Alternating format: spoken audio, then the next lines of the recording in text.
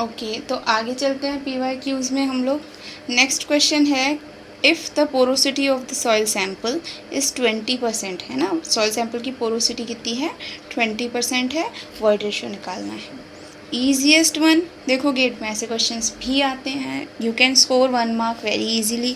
तो यहाँ पे आपको बोला है कि पोरोसिटी एन की वैल्यू दे रखी है 20%, दैट मीन्स 0.2, है ना। ई की वैल्यू आपको निकालनी है, e is nothing but n upon 1 minus n. तो n है 0.2 डिवाइडेड बाय 1 माइनस 0.2, तो दैट इज़ 0.2 डिवाइडेड बाय 0.8। अब ये क्या आता है, let's see, 0.2 divided by 0.8, 0.25 I guess, let's confirm, it is 0.25, ठीक है। तो ये वैल्यू आती है 0.25, तो आपका आंसर हो गया डी, 0.25%। चलो आगे चलो। नेक्स्ट क्वेश्चन है, the ratio of unconfined compressive strength of an undisturbed sample of soil to that the remoulded sample at the same water content is. अब यहाँ पे देखो, आपसे ये बोला गया है unconfined compressive strength of the undisturbed sample, ratio बोला है कि ratio of unconfined compressive strength of undisturbed soil sample to that of remoulded sample, है ना। तो उसको आप बोलते हो सेंसिटिविटी, है ना। Sensitivity is nothing but ratio of unconfined compressive strength divided by of what, of undisturbed sample to the, है ना, to the unconfined compressive strength of आपका remolded sample, ठीक है। तो ये हो गया आपका आंसर सेंसिटिविटी। नेक्स्ट चलते हैं, if a soil is dried beyond it's shrinkage limit, मतलब श्रिंकेज लिमिट से भी ज़्यादा अगर इसको ड्राई करो, it will show what change in volume. देखो ऑप्शंस में दिया हुआ है कि वॉल्यूम के चेंज के हिसाब से आपको आंसर देना है। तो इसके लिए आपका वही कंसिस्टेंसी लिमिट वाला ग्राफ काम आता है। कुछ इस तरह से अगर होगा तो वॉल्यूम देखो इनिशियली कुछ नहीं चेंज होता, देन इट गोज़ अप, ठीक। यहाँ तक आपका हो गया श्रिंकेज लिमिट, है ना, कंसिस्टेंसी, तो WS, फिर आपका आता है plastic WP and then plastic limit and after that liquid limit, ठीक। ये होता है आपका श्रिंकेज वॉल्यूम, उसके बाद आपको वॉल्यूम बढ़ता है। तो कुछ इस तरह से अगर आपके पास ग्राफ है तो ये बोल रहे हैं कि if soil is dried beyond it shrinkage limit. आप ये देखो, यहाँ से जब इस तरह से मूव कर रहे हो तो that means soil dry side जा रही है ना। ये वाटर कंटेंट है ना, वाटर कंटेंट बढ़ा रहे हो मतलब पानी बढ़ा रहे हो तो वेट हो रही है। लेकिन अगर हम क्या करें, श्रिंकेज लिमिट से भी पहले अगर जाते हैं तो यहाँ पे आप ये देखते हो VS इज़ कॉन्स्टेंट, कोई भी वैल्यू ले लो WS से पहले, VS is constant everywhere same value. तो आप क्या देख रहे हो कि जैसे ही श्रिंकेज लिमिट से भी ज़्यादा ड्राई करें सॉइल को तो it will show nothing, no change in volume. तो आप बोल सकते हो कि no volume change. This is the answer, let's go. Next is principle involved in relationship between submerged unit weight and saturated unit weight of soil is based on। तो देखो submerge unit weight और saturated unit weight दोनों में ही, submerged में क्या हो रहा है कि सॉइल पूरी तरह से वाटर में डिप्ड है, ठीक। इसका खुद का वेट ऊपर काम कर रहा है, खुद का वेट नीचे, उसके हिसाब से वाटर उस पर बॉयंट फोर्स लगा रहा है, ठीक है। ये चीज़ मैंने बताई थी जब आपको सबमर्ज यूनिट वेट पढ़ाया था। अब जब बॉयंट फोर्स लगा रहा है, buoyancy is nothing but mister Archimedes sir का खुद का उनका कॉन्सेप्ट है।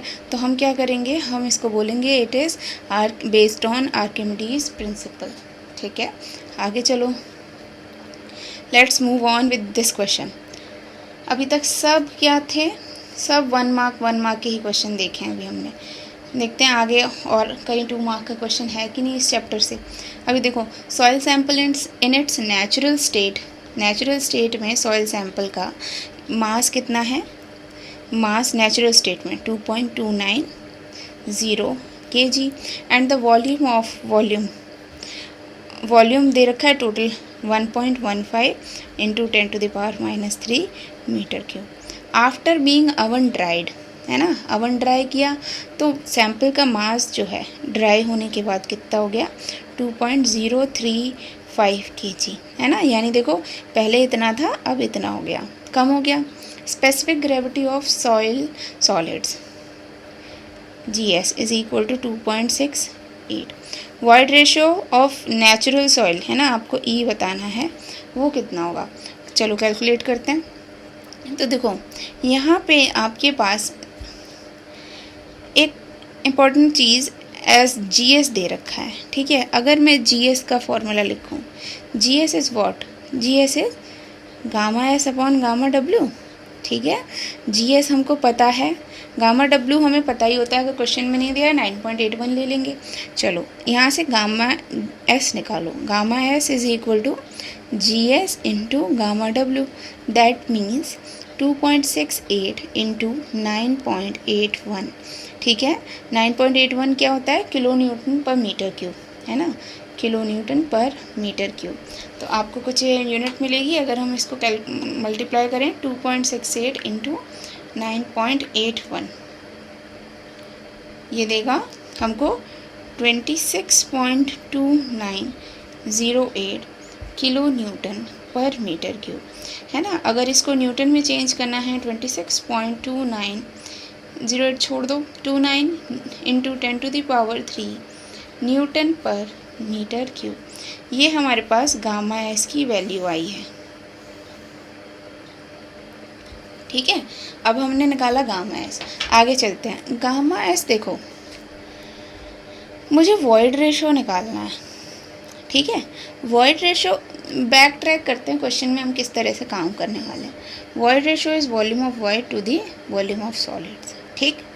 मुझे किसी तरीके से वॉल्यूम ऑफ सॉलिड्स पता चल जाए, वॉल्यूम ऑफ वॉइड पता चल जाए, वॉइड रेशो निकल आएगा।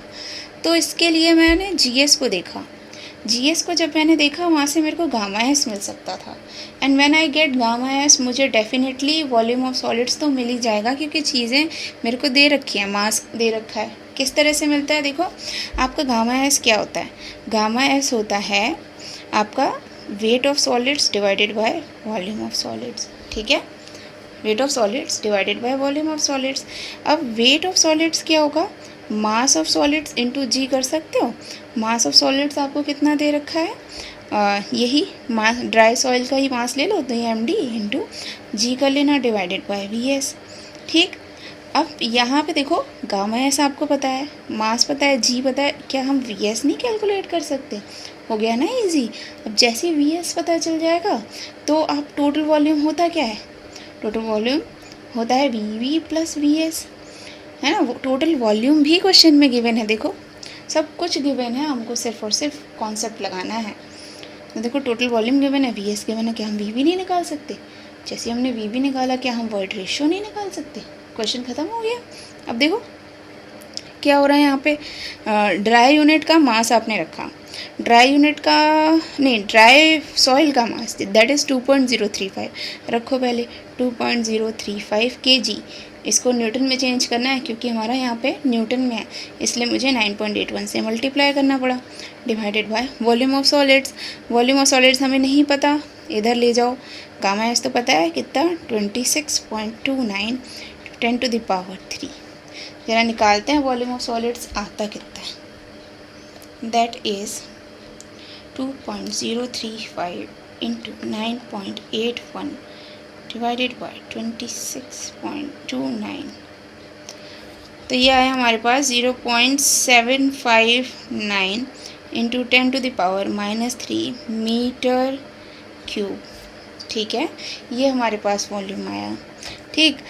Volume of solids, total volume कितना है 1.15 इंटू 10⁻³ मीटर क्यूब, तो total volume is equal to VV plus VS, यहाँ से VV निकालो, V minus VS, V is 1.15 into 10⁻³ minus 0.759 into 10⁻³,